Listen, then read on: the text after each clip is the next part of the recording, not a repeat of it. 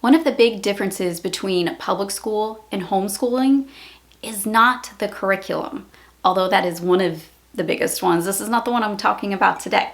It is the pace. When you are a public school teacher, everything has to move at the same pace. It is important for your day to go the way that it needs to. And ultimately, if you don't keep up with that pace, with, like on the minute sometimes, the whole day can turn into a disaster.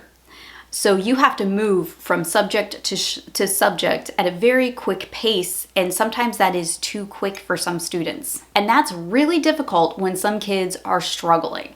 And I know I was one of those kids who struggled in math and in chemistry, and I often felt very left behind. Now, a lot of times because of policies like No Child Left Behind, what ends up happening is not only is that child getting left behind in the class, but when it's time to move up to the next grade, they push them out the door because they can't leave them behind. It's called No Child Left Behind for a reason, right? And this has had disastrous results on education as a whole in our country. So what ends up happening is you have very, very high graduation rates, but you have really low reading and math proficiency scores. Look it up in your county. I looked mine up and it's appalling. We have almost a near 100% graduation rate, and we have really, really bad reading and math scores. And these kids should never have graduated. These kids were pushed through the system. So what happens is, and this is not every school, okay? This is not every school before I get the whataboutisms. This is not every school, but a lot of schools, what you have is diploma mills.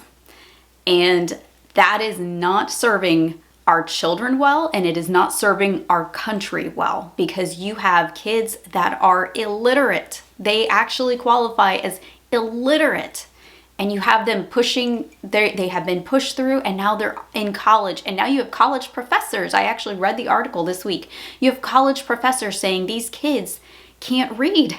We have a major problem here. They're struggling. They're failing these classes. One of the things that I love about homeschooling is it allows you to move at the pace of your child, which means we're not leaving anybody behind, and we're not pushing them through to the next grade until they master that exact thing that they need to know. So if I have a child who's struggling in algebra, I'm not going to move him from algebra 1 to algebra 2. We're going to stay in algebra until we figure it out. And whether that means that we need to work extra over the summer or extra, after hours, after school, or if we need to switch curriculum, we are able to do that.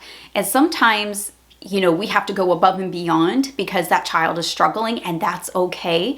But I'm not going to move him from algebra 1 to algebra 2 if he is not understanding algebra 1, because algebra 2 is going to be an absolute disaster if I do that. Homeschooling allows you to do that, and that's one of the greatest things about it, is we can tailor our education to the individual child. And it just is so much better of a system for your kids than going with like this group mentality where, well, the whole group has to move together, and if one gets left behind, oh well, that's their problem. And then the parents are left struggling like, I need to catch this child up, but I don't know how, and I'm working all day. And it's a really difficult position for parents to be in. I know my mom was in that position with me for a while. I had to do, take tutoring, and I had to do a lot of things, and it was really hard for me. Now, this doesn't mean that we don't have standards. And what I mean by that is, if I have a kid who is in, let's say, grade 9, who does not know how to read, that's a major problem. And that's something, and I say that, let's go with the scenario that there are no special needs issues or anything like that. If there are no special needs issues, then yes, it's on me to figure that problem out and get that child help. I'm not saying that there are no, problems with the whole, there's no such thing as being behind issue. Let's go with the common sense route, okay?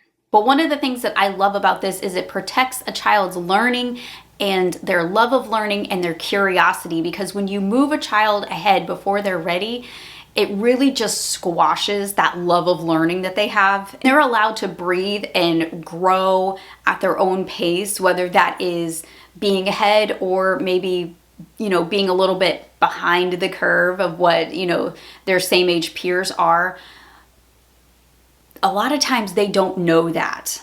And you're able to protect and preserve that love of learning that they have, rather than them feeling inadequate in a public school setting because everybody around them understands something that they don't. And I feel like that is a much better environment, being at home with your parents, learning these things together, rather than just being pushed out the door before they're ready. They can actually understand the things that they're learning. They have room to breathe and room to grow.